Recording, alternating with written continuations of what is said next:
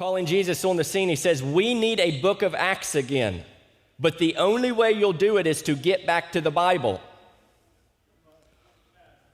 How many wants a book of Acts? How many wants manifestations and gifts and a book of Acts? He says the only way you'll produce that is if you get back to the Bible, if you get back to the Word. See, I fear sometimes that we're seeking things that are not evil, that are not sinful. They're actually of God and worthy of seeking.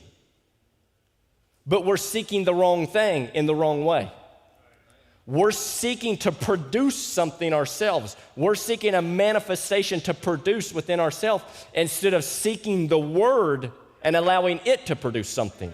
So we're trying to get the cart before the horse.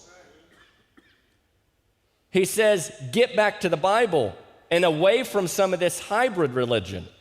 You're a Christian because you are born in the Spirit of Christ and the Word of God lives in you. I fear that that definition of the book of Acts would differ from some of the definitions of the book of Acts that I've heard taught.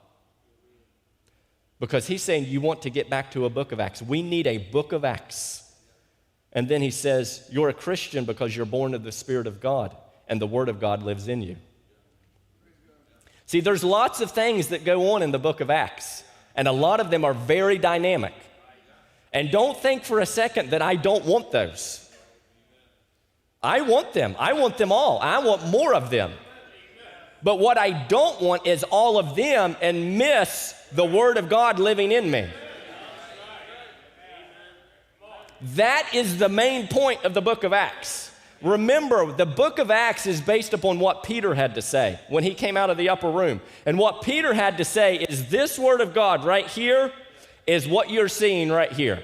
This Word of God that you see in Job, that's what you're seeing right here. That's the book of Acts. Now, as that progressed, there was multitudes of manifestations from that. But if they ever deviated away from the point of being able to say, this right here that you see is this right here, they've missed the book of Acts.